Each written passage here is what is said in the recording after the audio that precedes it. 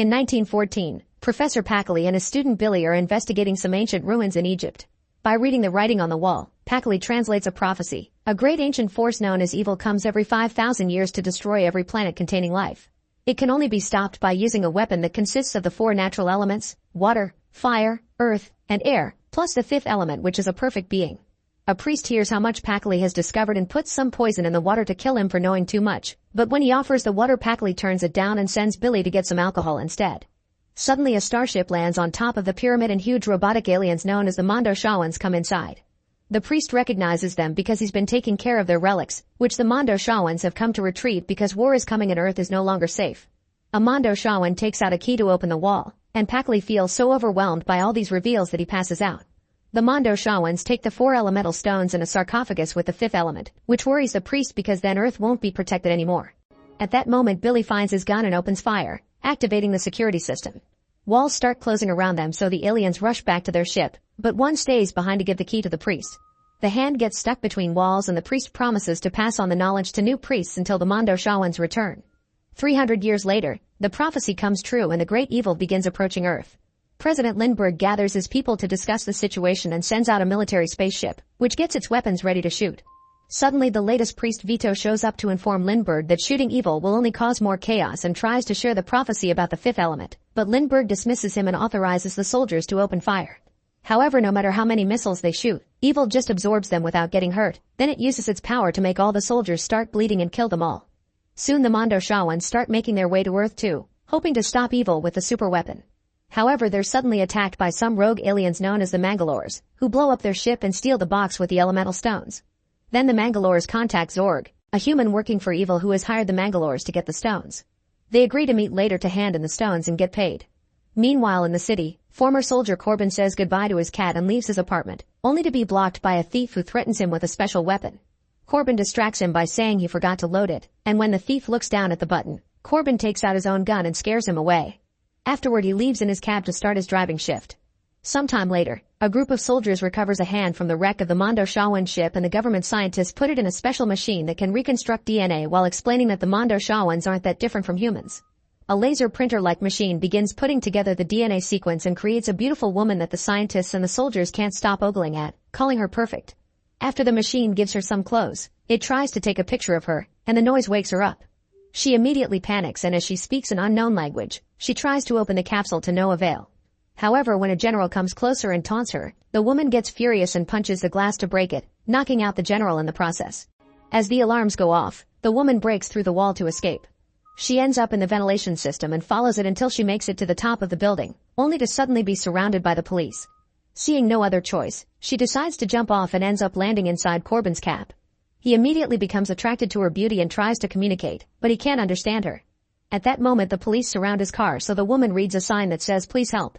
At first Corbin refuses because he doesn't want to lose his job, but then the woman cries and Corbin finally takes pity on her. Corbin speeds up and a chase ensues as their cars fly all over the city, which Corbin knows very well. By pulling some sharp turns, he manages to make a car crash against a delivery truck, and when the other 2 police cars open fire, Corbin drives into a very foggy area to disappear from their radar. Unfortunately, the woman isn't well and says the word priest before passing out. Corbin looks for a priest in the area and ends up in Vito's apartment, who sees the mark on the woman's arm and immediately recognizes her as the 5th element. Vito and his assistant David go looking for the ceremonial robes while Corbin tries to wake the woman up with a gentle kiss, only for her to take his weapon and make him step back at gunpoint. Corbin apologizes and introduces himself with his card, learning in return that her name is incredibly long, so they'll be shorting it to Lilu. Then Vito and David come back to give Lilu the tomb key while kicking Corbin out. For the next few hours, Lilu eats a lot and uses Vito's computer to catch up on 5,000 years of history, learn the local language, and even pick up a few martial arts moves. Vito can understand Lilu's language and learns she knows where the elemental stones are. In the meantime, the Mangalores meet with Zorg, who sees a human leading them and calls him out.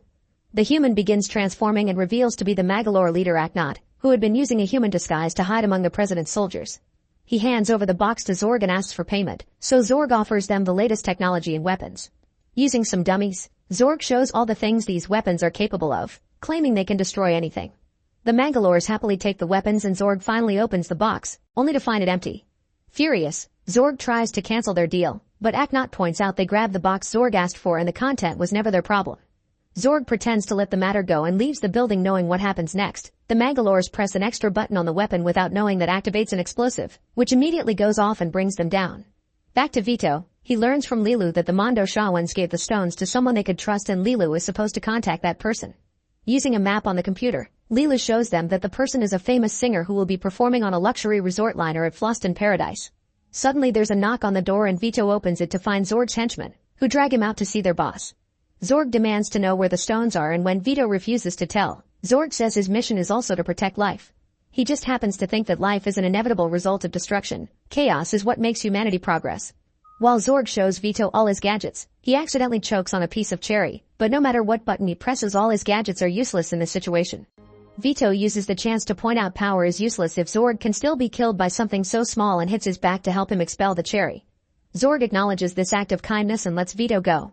Afterward, one of Zorg's henchmen uses a bug to spy on a presidential meeting and learns that the singer has the stones. Lindbergh orders his men to hire the best agent for the mission, who happens to be Corbin. Before Zorg can learn more, Lindbergh sees the bug and kills it. Meanwhile, Corbin is having dinner from a flying street vendor when suddenly he gets a message telling him he's been fired. Then he gets a call from his mother, asking him why he didn't tell her he won the Gemini contest. Corbin doesn't understand because he didn't enter any contest, only for a second message to arrive with the contest prize, 2 tickets for Floston Paradise. His confusion ends when 3 soldiers come to see him and explain the government rigged the contest so Corbin could travel undercover and retrieve the stones from the singer. Feeling manipulated, Corbin tries turning the offer down, but at that moment he's interrupted by more visitors. It's Vito and Lilu. Panicking, Corbin hides the soldiers in his refrigerator before letting the others in. Vito quickly pulls a gun on Corbin and says they need the tickets to retrieve the stones. Suddenly, the apartment alarm goes off signaling a police control. Corbin hides Lilu in his sink and Vito in the self-making bed, then he stands against the wall for the police to do their routine. He pretends he isn't Corbin and the police check another apartment, where a neighbor insults them and accidentally makes them believe he's Corbin. The police immediately arrest him and take him out in a bag, but on their way out, the Mangalores block their way and kill a bunch of cops to steal the body bag. It turns out Aknot survives Zorg's bomb and wants revenge, so he'll steal the stones first. Once the coast is clear, Corbin lets Lilu and Vito out of hiding, but as soon as he turns around, Vito knocks him out and steals the tickets.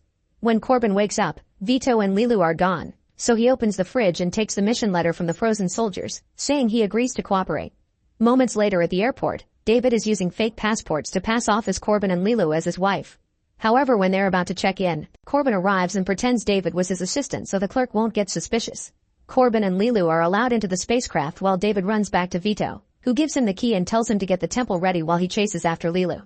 Soon 2 Mangalores arrive in human disguises and try to pretend to be Corbin and Lilu, but the clerk can see the truth on the computer and sends them away. Afterward, Zorg's henchman also comes and tries to pretend he's Corbin, however the clerk can see the real one has already boarded and activates security measures. The guy immediately runs away and uses a payphone to call Zorg, who is disappointed by this failure and detonates the payphone to kill the man. The explosion happens at the same time the ship takes off, allowing Vito to sneak around unnoticed. Inside the ship, Lilu goes to their pod but Corbin is dragged away by a flight attendant who takes him to see Ruby, a famous host.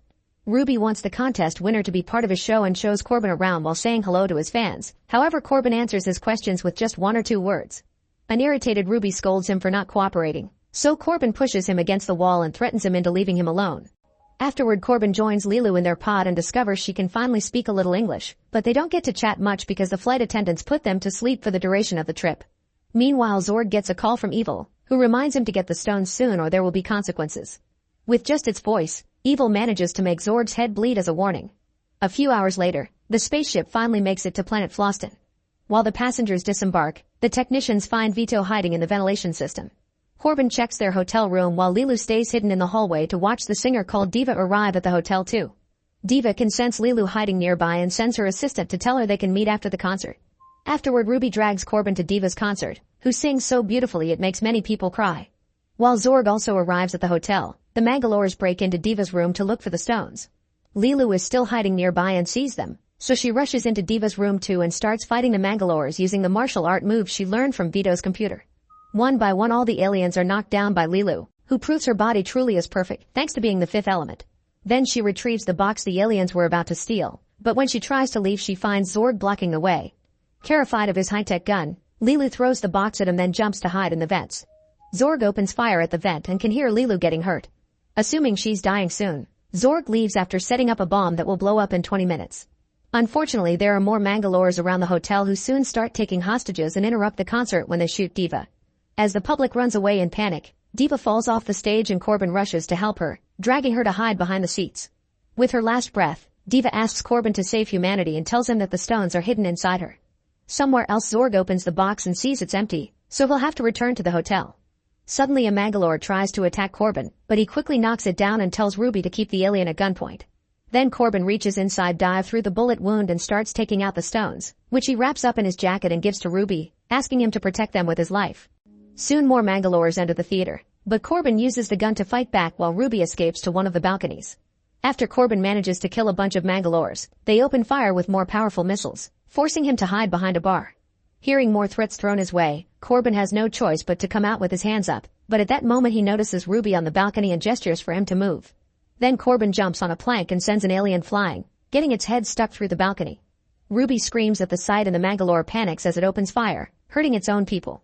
Corbin finally has an opening to grab another gun and kill the remaining enemies. Sadly, more Mangalores come in, so Corbin shoots a bunch of bullets that cut Ruby's exact silhouette and make him fall. Then he throws a grenade through the resulting hole. Ruby and Corbin hide under the table while the explosion kills all the incoming aliens. With the coast clear, Corbin and Ruby rush to the control room and find more Mangalores holding a bunch of people hostage, including Vito. Another fight ensues and the humans are clearly winning, so Aknot asks for a human to come to negotiate with him. Corbin volunteers only to shoot Aknot in the head as soon as he sees him. Afterward, Corbin checks the security footage and sees Lilu's hand hanging from the vents, so he rushes to save her. Vito and Ruby follow him and discover the bomb, so soon the alarms go off and the guests are evacuated. Corbin's team goes to the docks at the same time Zorg makes it back, but they miss each other by just seconds. While the team steals Zorg's ship to escape, Zorg returns to the room and deactivates the bomb, only to discover that the Mangalores left behind another explosive. With its dying breath, Aknot's right hand detonates the bomb and blows up the hotel, killing Zorg. Thankfully, the team escapes before the explosion can reach them, but this is sensed by Evil, who starts traveling toward Earth faster. Lindbergh's scientists detect this, so he calls Corbin to inform him they have only 2 hours to save the world. During the trip, Lilu wakes up and continues to study human history, only to learn about all the wars and how violent humans can act. Eventually, the group makes it to Egypt, where David takes them to the temple. Lilu is still hurt and passes out again from her wounds before she can explain what to do. The guys realize the symbols on the stones match the pillars, so they put each stone in the right spot, yet nothing happens. Then David accidentally sighs on the air stone and activates it, meaning each stone needs its element. They put sweat on the water stone, throw dirt on the earth one, and finally light up a match on the fire one.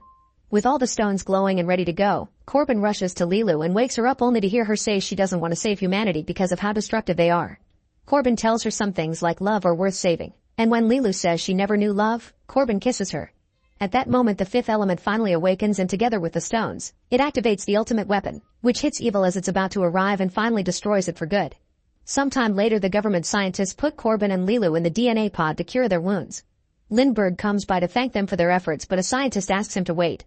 It turns out the duo is finally awake and getting naughty inside the pod. Make sure to subscribe and turn on notifications so you can watch more videos like this. Thanks for watching.